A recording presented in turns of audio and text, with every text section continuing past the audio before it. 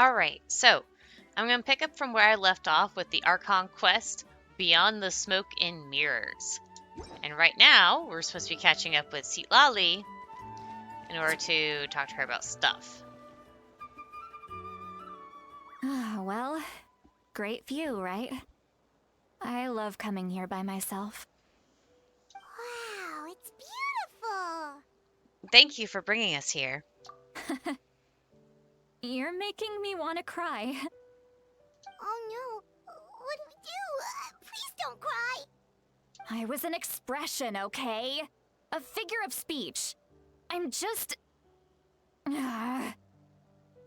embarrassed. Here you are thanking me. Even after you helped me all this time. Let's just have a casual conversation. It's easiest that way. Really? You don't seem like the kind of person who keeps things casual.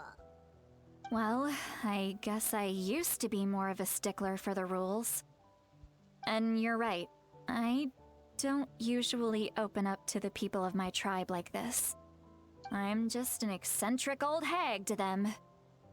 That story's been passed down so long, it might as well be true. But you're just a regular person. The kids of my tribe would have a heart attack if they heard you say that. Granny Eatsley is a powerful figure. Be careful around her. That's what they'd say. Well, you are powerful. Are they afraid of you? Some are. Others are mad I always come out on top. A few decades like that, and people stop knowing how to deal with you. What about you? Are you scared of me? We don't find you scary at all. Paimon's right. That's because you're not from my tribe. You don't know how many delusions of grandeur I've destroyed just by existing. I make people realize that no matter how hard they work, they'll never become a living legend like me. Oh, not to brag or anything. Maybe it's hard to believe. Just pretend I never said anything. We believe you. Shilonen has full faith in your abilities, and Auroran didn't seem scared of you. He thinks of you as his granny, right? Yes, but Auroran's a special case. Mawika already told you about her plan. And you've given so much help to Auroran and me. You deserve to learn the full truth. Auroran's not like other people. As I mentioned, he was abandoned as a child. The reason being, his soul is incomplete. The Masters of the Nightwind view this as a bad omen, capable of bringing about illness and misfortune. No one knows who his parents were. He was just left on a rock in the wilderness. It's a miracle he wasn't devoured by some wild beast. The Masters of the Nightwind believe they can see human souls, and in Auroran's incomplete soul, they saw a possibility for Natlan. A possibility to turn Auroran into a vessel for lost souls. The ceremony would allow lost souls to gather within him. Auroran would then be sent to the Night Kingdom to return the souls to their rightful place, strengthening the ley lines and completing the ceremony. Wait, that doesn't sound right. Sending a living person to the Night Kingdom, wouldn't that just kill him? Now you see the problem. When damage occurs to the Night Kingdom, the souls held within disperse and remain adrift, unable to find a way back to the ley lines. This loss of souls damages the Night Kingdom even further. The ceremony can send back countless souls at once, which would benefit the Night Kingdom and the souls themselves. Of course, the vessel, Auroran, would be sacrificed in the process. I wasn't surprised the chief at the time came up with the plan. The ley lines were already in a terrible state. A suitable candidate for the ceremony appears, and now you have the chance to make things better. Of course you're going to take it. When the chief asked for my opinion, I didn't give my approval. but I didn't object either. So they went ahead with the ceremony. It failed, and Auroron escaped with his life. Pathetic, isn't it? By not objecting, I basically gave them the go-ahead. Maybe they didn't have my explicit approval, but it's not like I did the right thing. If the ceremony was successful, Auroron would probably be dead. Of course, in my tribe, death is rarely something to fear. But what kind of message would we be sending by sentencing a newborn to death? By using a human life as a tool? It's not right. So, when I learned the ceremony had failed, I was ashamed by my inaction, and absolutely relieved by the result. The plan was never a secret. Or, I guess I should say, there was no point to keeping it a secret. A simple investigation from Auroron would reveal everything. Everyone thought he would be happy he survived. And he never really said anything to the contrary. But just as I was about to put all of it behind me, he asks this question. Would Natlan have been saved if the ceremony succeeded? Wait, but it's not his fault. He knows that, but he still feels guilty. Auroron has a strong ability to perceive souls, more than any of us. He understands just how dire the situation with ley lines has become. Maybe he chose to work with the Fatui because he still thinks he owes a debt to Natlan. I can only imagine what they told him. Traveler, didn't the captain say he found a way to solve the crisis?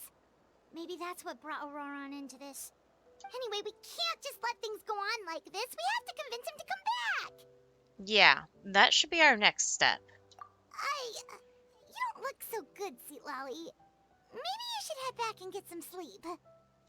Probably drank too much. It's okay. The fresh air is doing me good. Okay.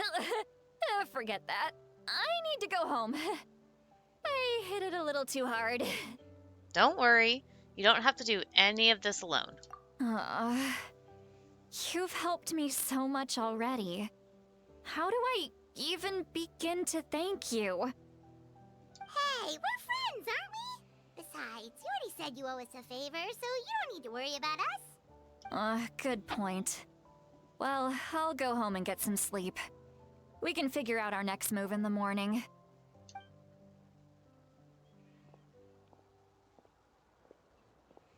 Friends. I like the sound of that. Auroron's probably back with the captain, don't you think? Yeah, we should tell the Pyro Archon what we learned. You mean about the backup plan? Do you really believe what the captain told us? She needs to know regardless, and we should just be upfront with her. Yeah, you're right. We should just go to her directly. But she's probably asleep. We can find her first thing in the morning. For now, let's... go to bed. Alright. Got an achievement done. Return to the inn to rest. Actually, wouldn't it be faster? I don't think it matters.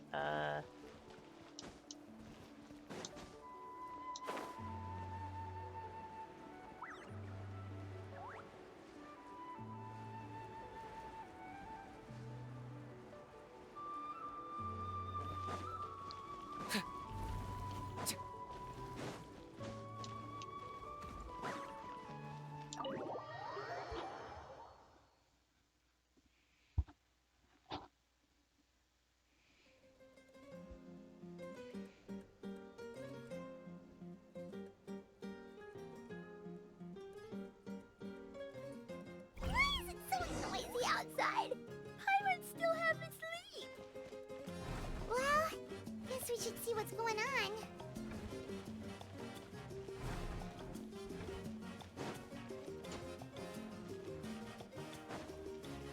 Steal some food.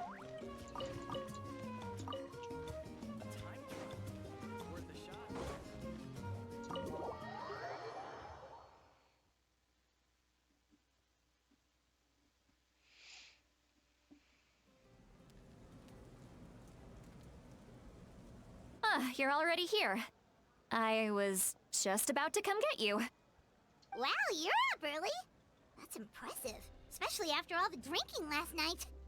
Let's not bring up last night. I'm embarrassed about the whole thing. Anyway, I was also woken up by the commotion. Looks like all the warriors from the stadium are on the move. I heard many areas have been attacked by the Abyss, including the Masters of the Nightwind. I need to head back right away.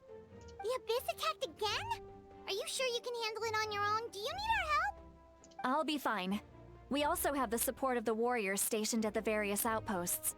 Given the quick response, things shouldn't get too serious. The stadium could always use more manpower, so you should join the forces here. What about Auroron? I'm done making excuses for him. He's not a child anymore. He needs to take responsibility for his actions. I was the one who vouched for him, so I need to report back to the Speaker's chamber. I'll accept however they choose to handle the situation.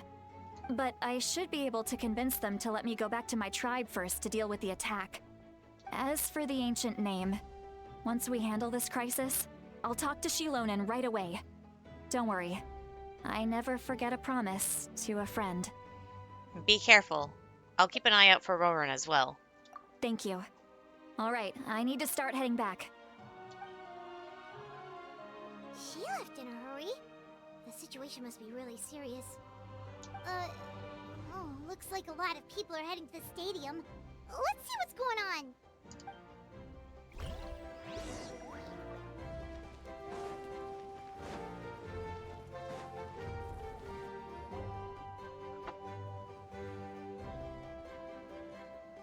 Traveler, over here! Perfect. Our star Outlander has appeared. Oh, you're all here! But, what's with the whole Star Outlander thing? Just my way of saying how awesome you are. We've got a real emergency on our hands, so this is the perfect time for you to show off your skills. Alright, but can we get a quick rundown of the situation first? The Abyss suddenly attacked the Collective of Plenty, the Masters of the Nightwind, the Children of Echoes, and a number of our camps and outposts in the wild. All at once? Yes, and the attacks are increasing in frequency. The tribes have plenty of defenses, so they're safe for now, but I can't say the same for the adventurers and merchants stuck in the wild. Chaska and I have been searching for survivors and treating the wounded. We just got back, but we need to head out again soon. I plan on heading back to the Collective of Plenty, just in case my tribe needs me. What about you, Mualani? Where are you gonna go? I'll go help the Children of Echoes. They're the closest, so I can start fighting right away. What about you guys? We could go together. I need to talk to the Pyro Archon first. I learned a few things from the captain. Yeah, that does sound important. No worries. Just leave the Children of Echoes to us. Who knows? Maybe yours truly will have the Abyss on the run by the time you're finished. That would be pretty great, actually. I hope my tribe gets through okay. It'll be fine. Your tribe doesn't do all that bodybuilding for nothing. Let's part ways here for now. And most importantly, be careful, everyone. Oh, and some of us need to avoid getting contaminated by dangerous-looking substances. That will make my job a lot easier. Koichi, do we really have to do this now? It's alright. She's just looking out for everyone. Alright, let's hurry up and talk to the Pyro Archon so we can help the others.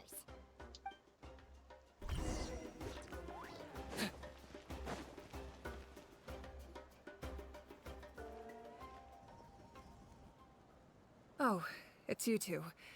As you can see, things are not looking good right now. People across Natlin are in danger. Look, I'm very interested in your recent adventures, but this is not a good time. So we'll have to keep our conversation short.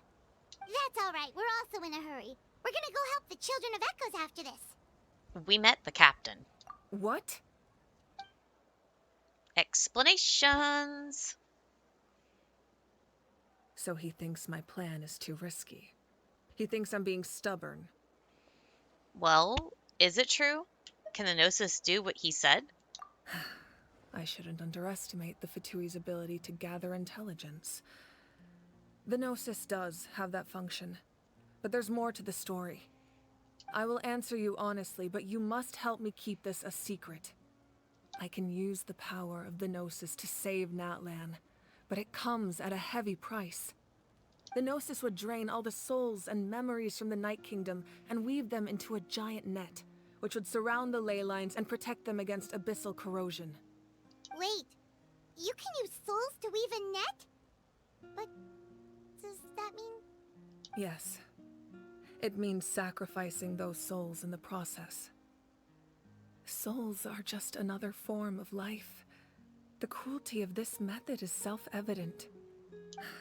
The Night Kingdom not only houses the souls of the dead, but also our memories and legends. Using the Gnosis means converting all three into material for the net, erasing our history and culture. Even then, the net can still become corroded. If we cannot find a way to repair the damaged ley lines before that happens, then all those sacrifices are for nothing. Given the enormity of the price, it's a solution I refuse to consider right now. I want us to win, but I also care about how we win, and what that means for us in the end. Now it's true, both plans come at a risk, but after weighing our options, this is our best bet. I'm surprised the Gnosis has this function. It doesn't sound like something an Archon would do. Natlan is unique among the nations of Teyvat. Given the ever-looming threat of the Abyss, the Pyro-Archons had to account for the worst-case scenario. Having a contingency plan is our duty, not just to the people of Natlan, but to all who live on this continent. Still, this has always been a well-kept secret. I'm very curious how the captain learned this information. Oh, one more thing? The captain said he found another way to solve the problem. Could be equally as extreme, though. Without the Gnosis, he should have no other option.